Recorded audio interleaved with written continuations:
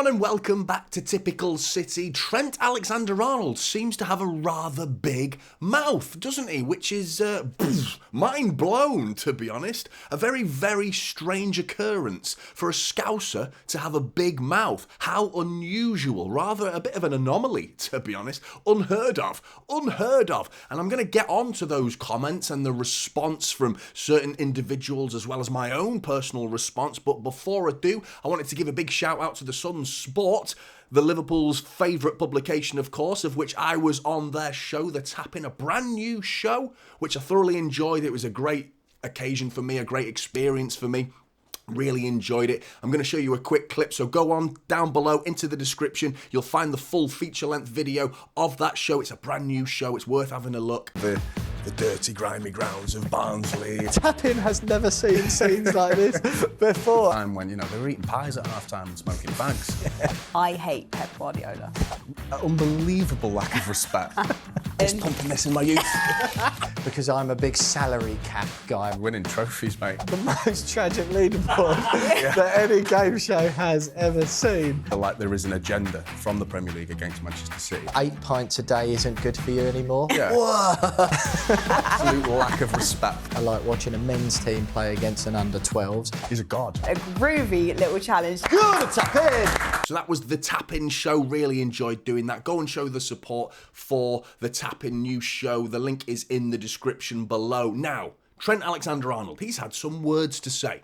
He's had a few things to say regarding Manchester City and our success and what it means to the City fans, us as fans. He knows best, does he? He knows what he's talking about. Let's say what he's actually had to say for himself. So generally talking about Manchester City first, he says you're up against a machine that's built to win. That's the simplest way to describe City and their organisation.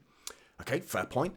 Looking back on this era, although they've won more titles than us and have probably been more successful, our trophies will mean more to us and our fan base because of the situations at both clubs financially. It's not like Liverpool haven't spent a penny, have they? No, absolutely nothing. Still living off that bloody Coutinho money, aren't they? How both clubs have built their teams and the manner in which we've done it probably means more to our fans. Is that right? Is that the case, Trent? You absolute gobshite. Unbelievable lack of awareness and lack of self-awareness, like general awareness and self-awareness to talk about something like that as if you are in the right forum, you are in the right place, are you? You're the man, you're the best man to hear the opinions of what City fans feel, yeah? Some Scouser playing for Liverpool who knows how I feel, does he? Telling me how I feel? Absolute nonsense. Let's have a listen to Erling Haaland's response. If he wants to say that, okay. I've been here 1 year and I won the treble and it was quite a nice feeling. I don't think he knows exactly this feeling, so yeah. No, he doesn't. What I felt last season, it was quite nice, so yeah. They can talk as much as they want, or he can talk as much as he wants. I don't know why he does that, but... me neither. I don't mind. Yeah, me neither. I don't know why he does it. What's he got to achieve in doing this? It's just like, what's the point? What is the point that he's trying to make? It doesn't even make sense. There's no area to even discuss this. When have you ever heard a City player say such a stupid thing? That's the thing. It's very low IQ, isn't it? It's very thick to say such a thing, that our trophies mean more to our fans than they do to other sets of fans. Does he know where we've come from? Does he know where Manchester City fans have come from?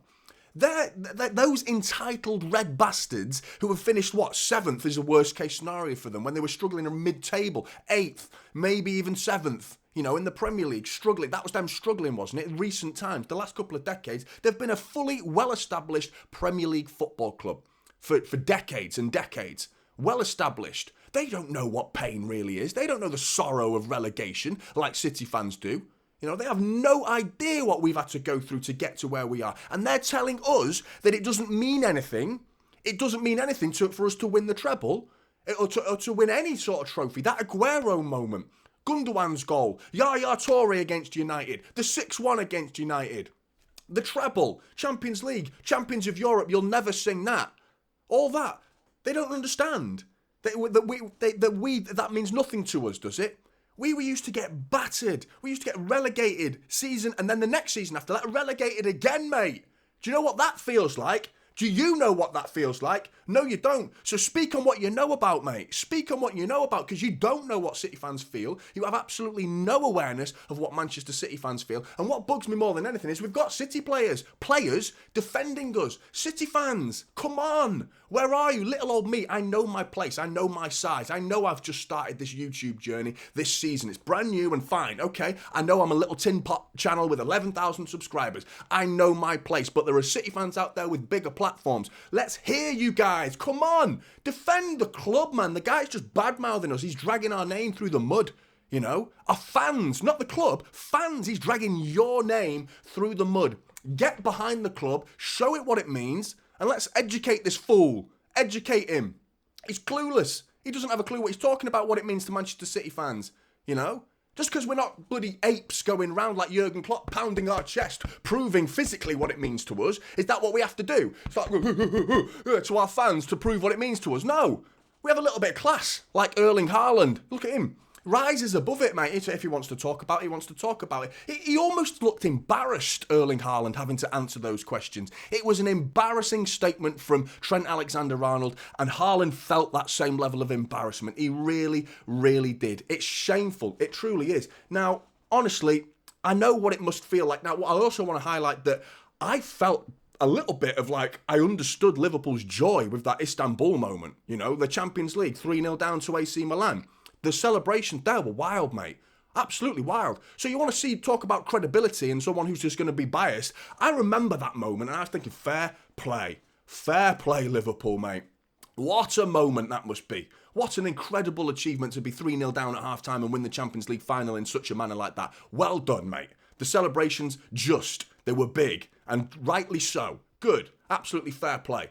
Okay? So we can all play this game though, Trent. We can all play this sad little game that you're entering into. We can all play that game, mate. You know, because when you last won the Premier League, the one and only Premier League, need I remind you, that you've won. You know, you don't know what it's like to be a Manchester City fan, or even as Haaland's described there. To win the treble, mate, there's stuff that you can only dream of. You daren't even dream of it. You know, for you to even dream of it, you know, your fuzzy little head would explode, mate. You don't know what you're talking about. Absolutely clueless. Now, when Liverpool won the Premier League, shall we have a look at what that felt like? Shall we have a see what that felt like for Liverpool fans? Let's have a quick gander, shall we? Here's the team. Hey! And again. Together one more. From day one. Right to this special day. Hey! No one was there, mate. No one was there, so we don't know what it feels like. Sorry, lads. No one was there. No one was there to celebrate your one and only title. How unfortunate. That's kind of coming home to roost a little bit there, isn't it? You know, comments like the comments that Trent Alexander-Arnold have made, it makes me have zero sympathy that Liverpool fans were not given the opportunity to celebrate. But then you think, okay, well, probably they did. Surely they did in their own time, you know, in their own space, you know. Maybe they rocked up outside Anfield. Maybe they did that to celebrate. Let's have a look at how they felt. You know, how does it feel to be a Liverpool fan outside Anfield after finally winning a Premier League title, shall we?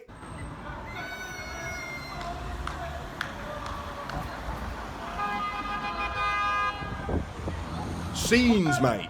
Oh. Oh, look at him. Look at that guy.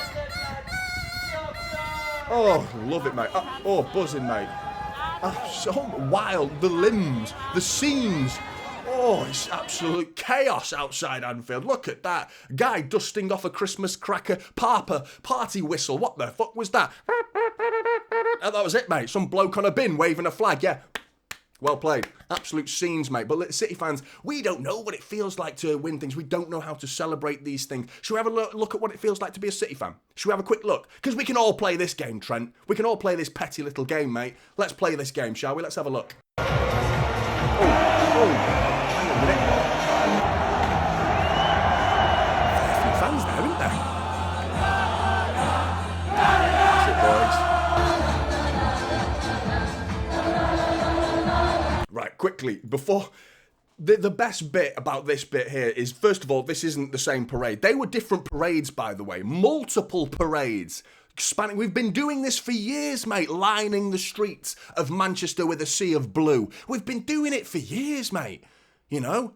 Educate yourselves. Educate yourselves. And I've got something else to educate you on, because this is the most beautiful combination of facts and history being shoved right back down the throat of Trent Alexander-Arnold, because here are Manchester City fans educating him in how it feels to be a Manchester City fan. And not only that, the commentary is just absolute chef's kiss perfection to describe the number of records that Manchester City broke during the Centurion season. You know, wonderful. Consecutive Premier League wins, most passes in a Premier League game, most goals scored, most victories, most points, most away wins, most away points, biggest ever goal difference, largest points ahead of the team finishing second, most opponents beaten in a season, most possession in an individual football match, And again, the least amount of time trailed in an entire football season, the youngest ever recipient of a Premier League medal, and they equalled one, which was the games left to play when a title was achieved. Oh, just that? Is that all we did? Is that all we do? You know, look, not only are the streets lined with Manchester City fans everywhere, you can't see anything other than City fans and just pure scenes of happiness and celebration, because we don't know what it feels like to win titles and we don't know how to celebrate it. It means less to us. It means less to us, yeah? Is that what it is? Well, not only has that been proven utterly nonsense and complete bollocks coming out of the words of Trent Alexander-Arnold, but we've also, in the same video, educated them with records that Liverpool could never come close to achieving. They did, in fairness to them. They did, you know, that 97 points, like, oh, the one season that we got 97 points and we still didn't win the league. No, you didn't. Do you know who did? We did, mate. That's what we did. We picked you then, and then when you finally did it, there was no one there to see it. So you can stick your comments firmly down your throat. This is typical City now, holding up Silva.